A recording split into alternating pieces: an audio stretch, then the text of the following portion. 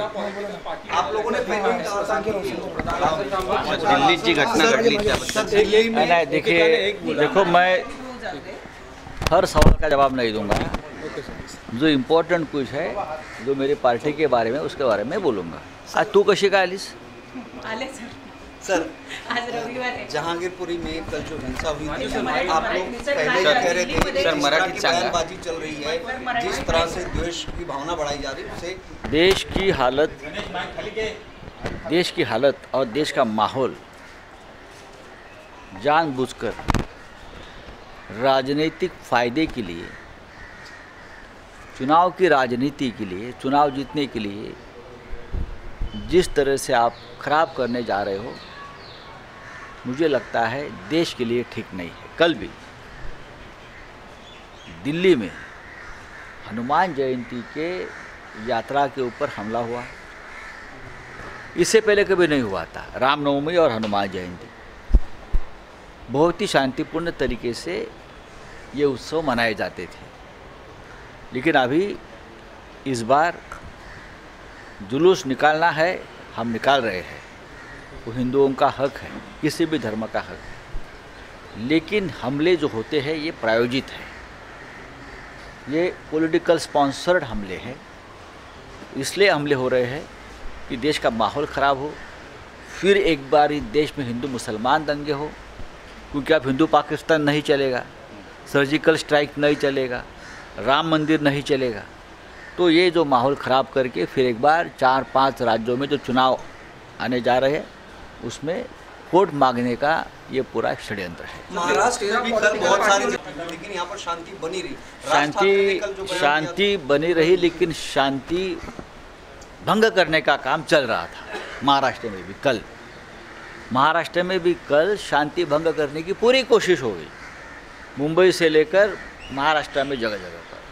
लेकिन यहाँ की जनता और यहाँ की पुलिस बहुत संयमी और बहुत ही मजबूत है, तो हमने ये नहीं होने दिया है और आगे भी नहीं होने देगा। उनका जो मिशन था ये लोगों का कि महाराष्ट्र में भी श्री राम जी और हनुमान जी के नाम पर हम दंगे भड़काएंगे, ये उनका एक मिशन था यहाँ के नए ओबीसी का, हिंदू ओबीसी का। सर 13 पॉलिटिकल तो ये हम नहीं होने दिया है। इसीलिए जो माहौल बिगड़ रहा है, इसलिए देश के 13 प्रमुख पॉलिटिकल पार्टियों ने एक चिंता व्यक्त की है कि देश के प्रधानमंत्री चुप क्यों है। अगर 10 राज्यों में रामनवमी के ऊपर दंगा होता है तो प्रधानमंत्री, हमारे जो प्रिय प्रधानमंत्री जी है, उसने आकर लोगों को एक आह्वान करना चाहिए, कम्युनल हार्मनी के बारे में बोलना चाहिए, राष्ट्रीय एकता के बारे में बोलना चाहिए। क्या प्रधानमंत्री का इस सभी मुख दर्शक बनकर ये सभी माहौल को समर्थन है?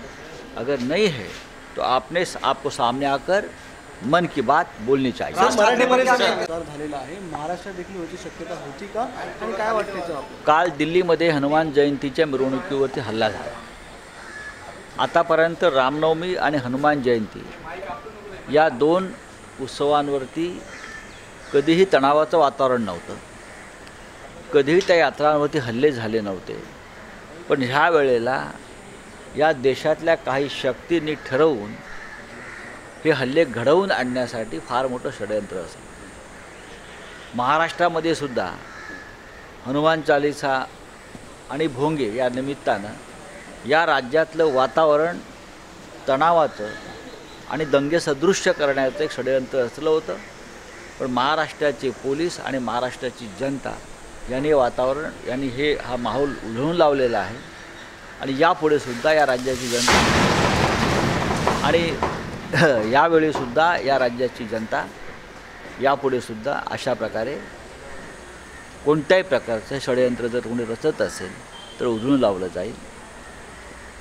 रामनवमी आणि हनुमान जयंती हे शांततेने साजरे करण्याचे दिवस आहेत, कारण दोन्ही या दैवतांकडून समाजाला काही प्रेरणा आणि संदेश मिळालेला आहे। प्रभू राम असतील किंवा हनुमान असतील, पण काही लोक या दोन्ही दैवतांचा उपयोग राजकीय कारणासाठी करत आहेत। हे करू नये आणि महाराष्ट्राच्या आणि देशाच्या एकतेला आणि अखंडतेला धार्मिक विद्वेषानं चूड लावण्याचा प्रयत्न करू नये। पोलीस समर्थ आहेत. ओबीसी कोण आहेत हे आता काही हजार भोंग्यावरून स्पष्ट झालेलं आहे. या विषयावरती चर्चा होऊ शकत होती, सरकारशी निवेदन देऊ शकत होते, चर्चा करू शकत होते. सुप्रीम कोर्टाचे काही निकाल आहेत, त्या निकालानुसार काही कारवाया सुरू आहेत. असं असतानासुद्धा फक्त या राज्यामध्ये अशांतता आणि अस्थिरता निर्माण करून भारतीय जनता पक्षाच्या मनातली राष्ट्रपती राजवटसाठी एक स्थिती निर्माण करणं, यासाठी हे भोंग्यांचं राजकारण सुरू होतं. पण काल कोल्हापूरच्या निकालानं आणि लोकांनी ठेवलेला संयम याच्यामुळे हे संपूर्ण वातावरण बदललं. भाजप वारंवार म्हणते की आम्ही भ्रष्टाचाराची लंका जाळू. राज ठाकरे को अपने हिंदू ओवैसी के तौर पर कहा और मैंने किसी का नाम नहीं लिया है. मैंने इतना ही कहा है कि उत्तर प्रदेश की चुनाव जीतने के लिए जो काम भारतीय जनता पक्षा ने MIM के ओबीसी से करके लिया है, वही काम भारतीय जनता पार्टी महाराष्ट्र में नव हिंदू ओबीसी से करके ले रही है. गेले अनेक वर्ष महाराष्ट्रामध्ये राजकारण सुरू आहे, आरोप प्रत्यारोप सुरू आहेत. ते कारण म्हणजे जेम्स लेनचं पुस्तक, आणि जेम्स लेन यांनीच दावा केला आहे की बाबासाहेब पुरंदरे हे माझ्या माहितीचा स्रोत नव्हते. काय वाटतं सर याच्यावर? नाही, याच्यावरती मला काही माहीत नाही. मी काही इतिहासाचा अभ्यासक नाही आहे. जेम्स लेननी काय दिलं आहे काय नाही मला माहीत नाही आहे. पण दोन्ही बाजूनी त्याच्यावरती आरोप प्रत्यारोप सुरू आहेत, प्रत्येकाकडे माहिती आहे. मी याच्यावरती बोलून आता डॉक्टर बाबासाहेब पुरंदरे हे त्यांच्या वतीनं खुलासा करण्यासाठी जीवित नाही आहे. त्याच्यामुळे जी व्यक्ती जीवित नाही आहे आपली बाजू मांडण्यासाठी त्यांच्याविषयी बोलणं योग्य नाही. सर, एक वारंवार तुम्ही म्हणत आलेला आहात पत्र तर लिहिलेलंच आहे, पण आपण सुद्धा किंवा मुख्यमंत्री हे इतर पक्षांशी संपर्क साधून आत्ताचं काही वातावरण आहे नक्कीच मुख्यमंत्री माननीय उद्धव ठाकरे साहेब हे सगळ्यांशी संपर्कात आहेत. भविष्यामध्ये लवकरच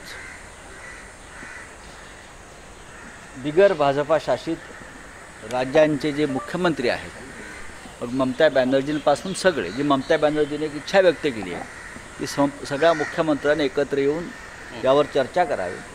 महाराष्ट्र त्यासाठी पुढाकार घेणार आहे. मुख्यमंत्री उद्धव ठाकरे आणि शरद पवार साहेब पुढाकार घेऊन या सगळ्या मुख्यमंत्र्यांची आणि विरोधी पक्ष नेत्यांची एक बैठक, एक कॉन्फरन्स मुंबईत घेण्याची तयारी सुरू आहे लवकरच.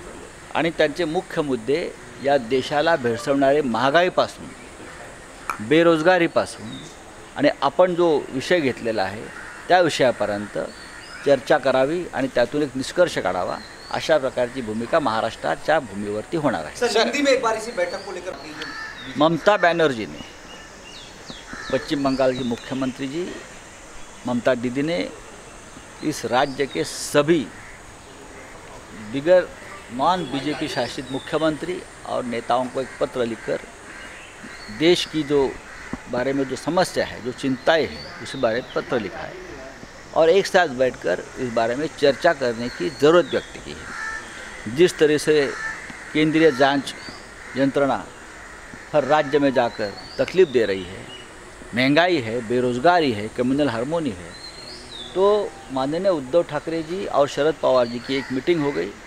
उसमें ये तय हुआ है कि इस प्रकार की जो बैठक ममता बनर्जी करना चाहती है वह मुंबई में होस्ट करे, महाराष्ट्र की तरफ से सभी को हम इन्वाइट करें और यहाँ ये सभी मुद्दों पर चर्चा है. सर, तुम्ही वारंवार म्हणत आलाय की आम्ही कमरेखालचे बाहेर करत नाही, मात्र भाजप तरी देखील म्हणते की येत्या काळामध्ये आणखी भ्रष्टाचार बाहेर काढणार, आम्ही महाविकास आघाडीची लंका जाळणार. होय ना, मग लंका जाळ तिकडे जा ना. तिथे महागाईमुळे ती लंका जळली आहे. महागाईमुळे ही लंका जळू शकते. श्रीलंकेत जरा अभ्यास करा इतिहासाचा. आपल्या शेजारी राष्ट्रात काय चाललं आहे याचा इतिहास करा. लंकेत कधी काळी सोन्याच्या विटा होत्या बरं का. आज संपूर्ण लंका जळते आहे. लोक रस्त्यावरती उतरलेले आहेत. महागाई, बेरोजगारी या दोन प्रश्नावरती, आणि या देशामध्ये सुद्धा तीच परिस्थिती निर्माण झालेली आहे. त्याच्यामुळे भारतीय जनता पक्ष ज्या लंकेला आग लावते. तर 100 कोटी घोटाळ्यासंदर्भात खंडन केलं हे पत्र लिहू द्या. विक्रांत घोटाळ्यातील ते आरोपी आहेत. विक्रांत निधी संकलनाचा जो घोटाळा झाला त्याच्यावर ते जामिनावर सुटलेले आरोपी आहेत. एक आरोपी जेव्हा पत्र लिहितो की मी असा घोटाळा केला नाही 100 कोटीचा, मी 3 कोटीचाच केलेला आहे, ठीक आहे, 100 कोटीचा हिशोब आम्ही देऊ, 3.5 कोटीचा हिशोब त्यांनी द्यावा, काही चिंता नाही. गुन्हेगार जो असतो तो अशा प्रकारे पत्रव्यवहार करत असतो. त्यांनी करत राहावं.